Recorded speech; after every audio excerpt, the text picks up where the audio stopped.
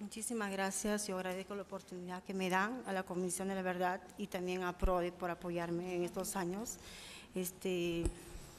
Yo quisiera narrarles primero lo que en vida fue mi esposo y después va a hablar mi cuñado, la detención en sí, y yo hablaré después qué fue mi vida después de la desaparición de mi esposo, ¿no? Yo quisiera decirles al país que mi esposo era un joven muy entusiasta, muy trabajador. Murió a los 22 años. Desde los 15 años él ya trabajaba porque su padre había fallecido a los 13 años. Él es el séptimo de los 9 hermanos y muchos de sus hermanos mayores estaban en la universidad, algunos, y algunos todavía estaban en el colegio. Y mi esposo dijo, yo no, prefiero que mis hermanos estudien en la universidad y yo trabajar, ¿no? Entonces, él por un tiempo se dedicó a hacer sastre a los 17, 18 años. Después fundó el Club Social Los Tigres, era deportista. Era actor también porque montaba obras de teatro y las dirigía hacia obras culturales. Y era un joven muy trabajador, muy entusiasta, muy preocupado por lo que pasaba en su ciudad. Y a raíz de que conoció a Félix Gavilán, un mártir del Uchurajay, él fue su profesor que le enseñó el periodismo, porque él no estudió periodismo, pero Félix Gavilán le ayudó. Para él, la muerte de Félix Gavilán le dolió mucho a mi esposo. Y durante el año 83 fue presidente de la Asociación Nacional de Periodistas, filial Huanta. A raíz de eso se hace corresponsal del Diario de la República del año 83 y fue corresponsal hasta el año 84, agosto, que desapareció. Yo fui novio 4 años, me casé el año 83 y el año 84 nació mi hijo, el único hijo de él y mío, y cuando su padre murió él tenía 4 meses de nacido. Cuando mi hijo nació, él lo había esperado mucho, había sido una cosa planeada. Habíamos planeado mucho la vida que vamos a tener, el proyecto de vida que teníamos, porque él era muy trabajador. Si él estuviera vivo, no pasaría las cosas que yo he pasado durante estos años. Yo quisiera que en este momento narrara la detención en sí y todo lo que hemos pasado esos años, mi cuñado. Y después yo voy a hablar lo que yo viví durante 17 años al lado de mi hijo y cómo salir adelante. Yo le cedo la palabra a mi cuñado.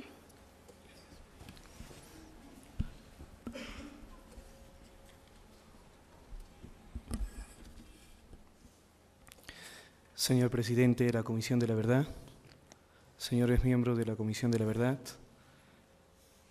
permítanme en principio mostrar nuestro agradecimiento por esta oportunidad que se nos brinda para testimoniar sobre un hecho que es ampliamente conocido probablemente por ustedes y por la prensa nacional e internacional. Mi nombre es Yuri Oliviera Ayala Zulca, actualmente soy catedrático en la Universidad Nacional San Cristóbal de Huamanga. Cuando Jaime Ayala desaparece, yo tenía 18 años. Prácticamente él me dejó en el momento más crucial de nuestras vidas, porque casi somos contemporáneos. Mi madre no está presente en este instante porque quiero ser testigo y dar el testimonio a todos ustedes de que ella se encuentra muy delicada de salud. A razón de los sucesos que se dieron, su salud fue bastante deteriorada y que actualmente se encuentra convaleciente y en pleno tratamiento. A nombre de mi familia voy a tomar la palabra para narrar cada uno de los hechos que lo hemos vivido en carne propia. Jaime Ayala desaparece un 2 de agosto de 1984. Pero previo a eso hay 3 eventos que debemos de diferenciarlas. La primera de ellas es el momento en que se produce la incursión al domicilio nuestro, violentándose en principio la puerta de la casa y posteriormente las habitaciones donde vivían mis mi madre y mi hermano Eduardo, que se encontraban acá en Huanta. Nosotros nos encontrábamos estudiando en la universidad. Era mi primer ciclo de inicio dentro de la universidad y que posteriormente voy a narrar qué es lo que sucedió a razón de los hechos que voy a comentar. Incursionaron a la vivienda supuestamente miembros de la Policía Nacional o de la PIB, de la Policía de Investigaciones del Perú. A mi hermano Eduardo, al sentir que habían roto la puerta, él sale, inmediatamente lo agarran a golpes. Con los improperios propios de un militar, le rompen el tabique con la culata de su arma de reglamento, lo tiran al suelo y es en ese instante que mi madre reacciona y da el grito cuando a mi hermano lo ve sobre un charco de sangre. Y le dice, ¿qué es lo que está sucediendo? Van a disculparme la expresión que voy a dar. Vieja de mierda, te me callas. Y le metieron el arma en la boca. Mi madre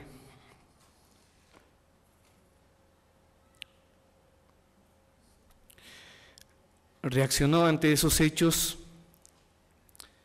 y dijo, si quieren matarme, van a matarle a mi hijo, pero yo voy a tener que verlos a ustedes y me van a tener que matar a mí. Eduardo, sangrando, dijo, dejen a mi madre, y en ese instante le patearon nuevamente en la cara. Esos fueron los hechos que se suscitaron en la casa y preguntaban incesantemente por Jaime. Pero lo más curioso, la Policía Nacional sabía, o los miembros de la PIB, si querían buscarlo a Jaime, ellos sabían que Jaime no vivía en la casa de mi madre. Entonces, ¿qué era lo que querían ellos? ¿Intimidar? Bueno, es una pregunta que obviamente queda como incógnita. Al día siguiente, Jaime es informado a través de mi hermana Zaira Ayala, quien también se encuentra ausente y fue testigo de los hechos que estoy narrando. Se informa a través de mi hermana y inmediatamente se apersona a la PIB a pedir información supuestamente sobre el ingreso de ellos al domicilio nuestro. Ellos le dicen que no habían sido. Al no conseguir respuesta, Jaime regresa a nuestro domicilio y parte rumbo, luego de intercambiar opiniones, ya en ese instante Eduardo estaba en el hospital porque se le estaba haciendo un tratamiento, luego regresó a la casa y mi madre estaba en una situación muy estresante. Jaime se dirige conjuntamente con otras personas, incluyéndose mi hermana Zaira, al estadio municipal, donde era el cuartel general de los infantes de Marina, para pedir información por qué se había producido la incursión. Es en ese instante que se apersona la señora Zenaida Fernández cuando lo ve precisamente, y la persona que estoy narrando o de que acabo de dar el nombre es una de las testigos claves de que Jaime nunca salió de ese cuartel. Se acerca donde Jaime le dice, Jaime, tú averiguas sobre el caso de mi padre y de mis familiares que están detenidos ahí. Miren, normalmente nadie podía ingresar al cuartel. Y cuando llega, Jaime es atendido por un subalterno y a través del teléfono se comunica con el comandante Camión, que era el responsable en esa zona, o en ese entonces, de estar como miembro de la policía, de la Marina del Perú, acá en Huanta. Se comunica y le dice que le va a atender un suboficial de sobrenombre Lince. Él sale, lo atiende a Jaime y muy amigablemente lo introduce al estadio municipal, cuartel de la Marina de Guerra, acantonada acá en Huanta. Desde ese entonces, el sufrimiento de la familia fue incesante. El llanto que dimos fue palpado por todos los miembros de la familia. Dejé de estudiar en la universidad porque tenía que venirme acá a Huanta a atender a mi madre.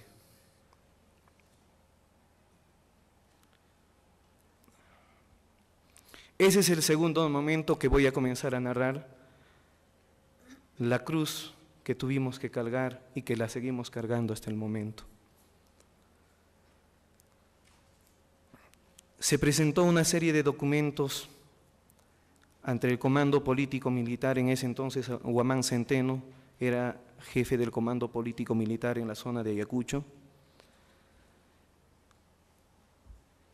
a cuyos documentos nunca se nos dio respuesta y siempre se negaron acá en el estadio municipal. Los miembros de la Marina siempre se negaron de que Jaime había ingresado, pero hay un caso bien paradójico. El 12 de agosto del año 84, a través de un comunicado oficial 002 del Comando de las Fuerzas Armadas, a través de la Oficina de Relaciones Públicas, por primera vez se acepta de que Jaime había ingresado al estadio municipal. Pero en ese comunicado, paradójicamente, dicen de que Jaime ha salido. Yo quiero llevarles un poquito a ese momento, señores miembros de la Comisión de la Verdad.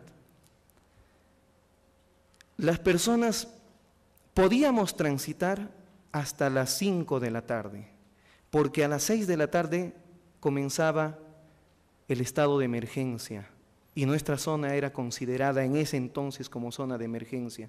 Comenzaba el toque de queda y ninguna persona podía transitar. La señora Zenaida Fernández se quedó hasta el último porque mi hermana Zaira y otras personas que estuvieron esperando la salida de Jaime se retiraron más o menos a las 3 de la tarde y no salía Jaime. Eran las 5 de la tarde y la señora Zenaida Fernández seguía esperando a su padre y por la situación del toque de queda tuvo que retirarse a su domicilio y nunca salió Jaime. Pero ellos dicen que Jaime había salido a la hora de haber ingresado. Ninguno es ciego para no ver.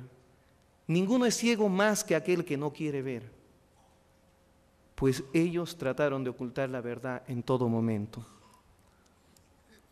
Fechas más tarde se nomina, porque ya el caso se hizo público, los periodistas hicieron el necesario eco a nuestro llanto, se publicó en la prensa extranjera, se publicó en la prensa nacional,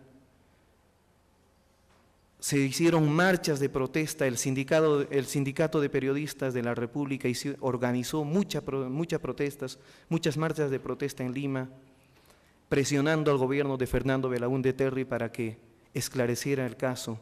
Es así que nuevamente al general Adrián Guamán Centeno se le hace llegar una serie de documentos presionándole a que diera a conocer qué era lo que había pasado con Jaime. En igual forma, el comandante Camión recibió una serie de documentos para que diera testimonio qué había pasado con Jaime, pero ellos lo negaron totalmente. Hasta esa fecha que ya he comentado anteriormente.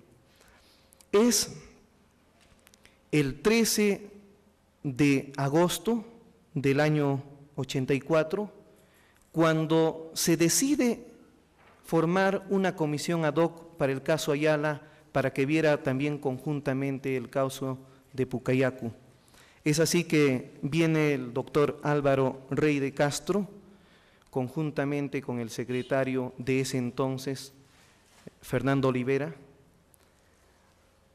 programan una visita de inspección al estadio municipal para un día 14. Pero ya para el día 13, esto por comentarios que hemos recibido, nos enteramos de que Jaime había sido maltratado en un extremo tal de que se encontraba desangrando. Obviamente esto falta comprobarlo. Creo que en ese proceso ustedes nos van a apoyar de esclarecer la verdad. Y Jaime es sacado del cuartel en tanto que la comisión llegaba al cuartel del estadio municipal. Quiere decir esto de que el helicóptero llegaba y Jaime salía, todavía no como cadáver, sí, mal herido y gravemente herido. Ese es el testimonio que nosotros hemos podido recoger ya por averiguaciones que hicimos de muchas personas. Pasado todo ese momento, esta comisión designa al doctor Mario Miranda Garay para que sea fiscal ad hoc del caso Ayala, conjuntamente con el doctor Mejía Chaguara, que en paz descanse, ya en este momento él no nos acompaña. Hicieron la investigación y el seguimiento sobre el caso Ayala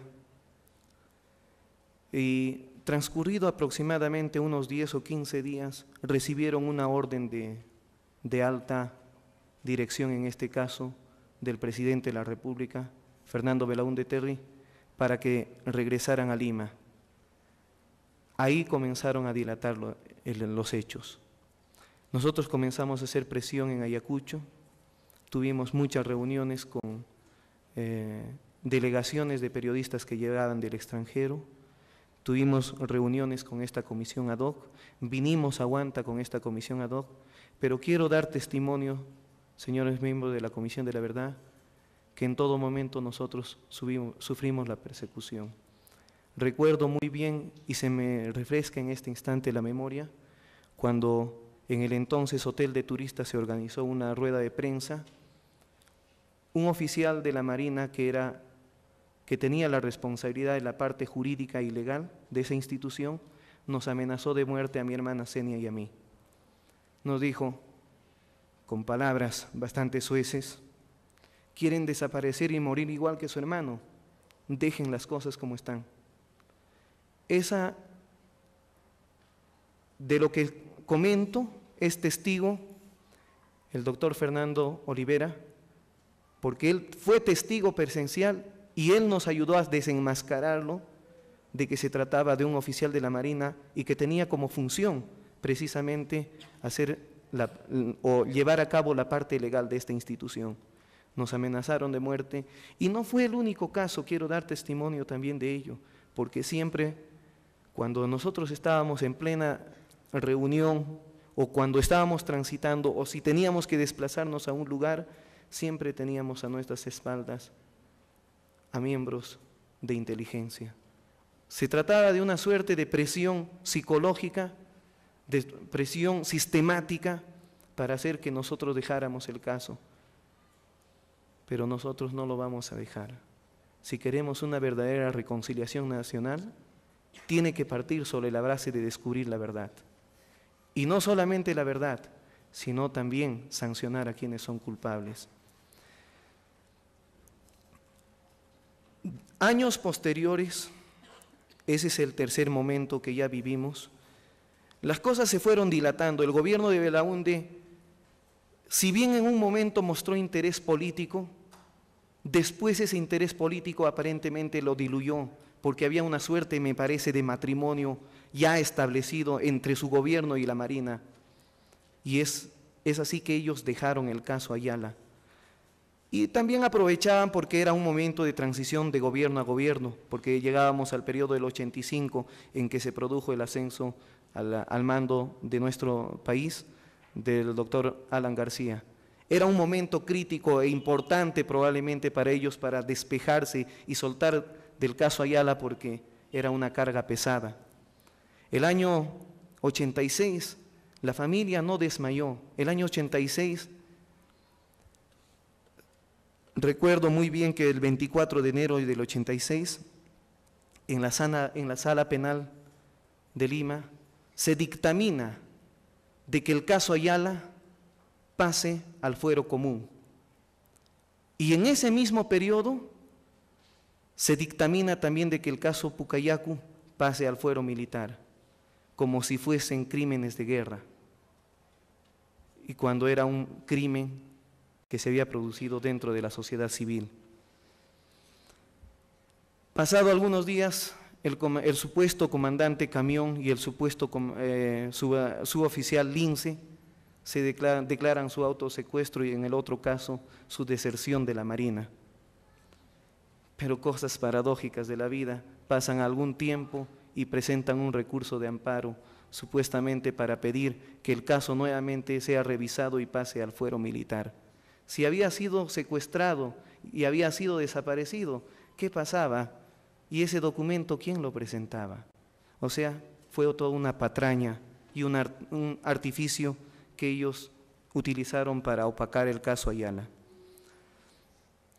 El año del 9 de noviembre de 1989, nuestra familia nuevamente es violentada. So argumento de que eran senderistas, a mi hermano Eduardo y a mi hermano Iván, quien actualmente se encuentra muy delicado de salud, los llevan en Lima a las oficinas de seguridad del Estado y les hacen un interrogatorio de una semana en la que se les aplicó golpe permanente, y producto de ello es que Iván en este instante sufre las consecuencias. Es así, señores miembros de la verdad. Esas fueron las realidades que hemos vivido. Quedaría muy corto el tiempo para poder explicar cada momento, pero muy resumidamente he tratado de enfocar cada momento que nosotros hemos atravesado en la familia. Se llama Comisión de la Verdad y la Reconciliación Nacional. Si queremos reconciliación, la reconciliación no se va a hacer en tanto no nos perdonemos. Pero para que nos perdonemos tiene que haber la verdad. Y para que haya la verdad tiene que haber la justicia. Porque todo es una secuela una tras otra. Y el gobierno, si quiere reconciliarse con su pueblo, tiene que también asumir su responsabilidad y castigar no solamente a aquellos que han sido los que han ejecutado, los que han hecho la acción directa al hacer desaparecer a mi hermano Jaime, al torturarlo y quizás matarlo, y como que hay algún medio de prensa que ya lo sacó, descuartizarlo. Así como ellos, quienes ejecutaron ese hecho, merecen su sanción y su castigo, también merecen aquellos que, tras su poder, tras ser gobierno de Estado, ocultaron su responsabilidad. Caso de Belaúnde, caso de Alan García, que tienen que responder a este clamor, que no es solamente clamor de lo que es el caso Ayala, sino de tantos otros casos que se han producido acá en nuestra ciudad y en otros lugares, obviamente. Queremos reconciliación, la reconciliación tiene que ser sobre esas bases. Muchísimas gracias. Muy bien, señor Yuri. Señora, ¿quiere hablar más? Ya, sí, voy a narrarles lo que fue de mí después de la desaparición de mi esposo. En el momento que desaparece mi esposo, yo tenía 20 años, era estudiante del tercer año de educación en este instituto pedagógico, y si mi esposo no hubiera desaparecido, hoy sería una docente. Yo quedé sola, abandonada, porque no tenía apoyo ni del diario, absolutamente. Por ser corresponsal no me dieron ni ninguna indemnización económica, ni una pensión para mi hijo. Ellos dicen por ser corresponsal, entonces ni siquiera, yo pienso que si no era su obligación, al menos un apoyo moral me hubieran dado, ¿no? Entonces yo tuve que salir adelante sola, gracias a mi madre que está acá y a mis 2 hermanos, que yo he salido adelante. Si no fuera por ellos, de repente no hubiera podido salir adelante. Y no solamente el hecho que soy viuda, también soy huérfana de padre, porque mi padre también en el año 86 desapareció. Y mi padre, cuando mi esposo desapareció, fue el primero que fue al diario de la República a reclamar por él, porque ella había sido amenazado el año 83 y él estaba viviendo en Lima.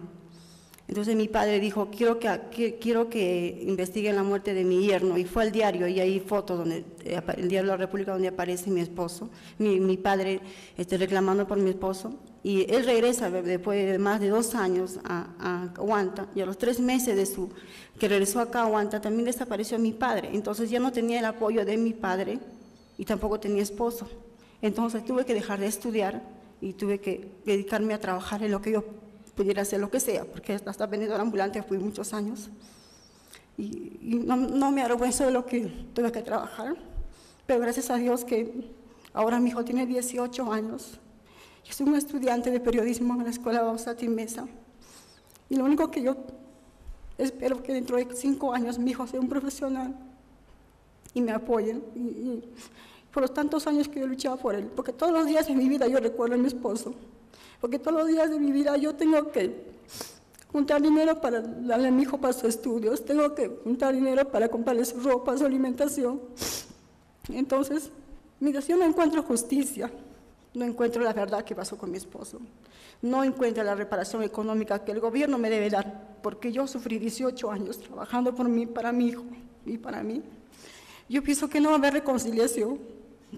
Eso es lo que yo pienso, y yo espero que la Comisión de la Verdad, que he escuchado el caso de nosotros y de cientos de desaparecidos, también piense en esos cientos de familiares que de repente no tienen oportunidad de hablar, que no están acá, y son pobres y de repente quedaron viudas con 5 o 6 hijos, y no han tenido oportunidad de estudiar sus hijos, y de repente han pasado hambre, porque como yo sí los pasé muchas veces hambre, por darle un tarro de leche a mi hijo.